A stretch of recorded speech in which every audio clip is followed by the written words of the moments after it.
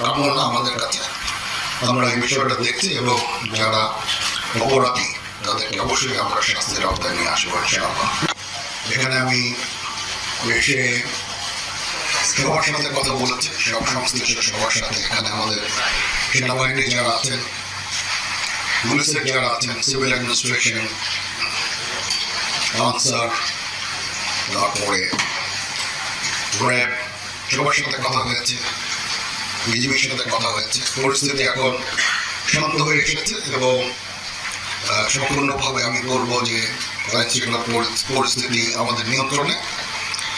এটার জন্য আমরা সবাই কাজ করেছি, আপনারা আমাদের সাহায্য করেছেন, এই জন্য আপনাদের কাছে কৃতজ্ঞ।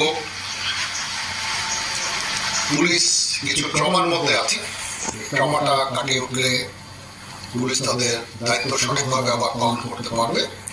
পুলিশ বিভিন্ন থানায় অলরেডি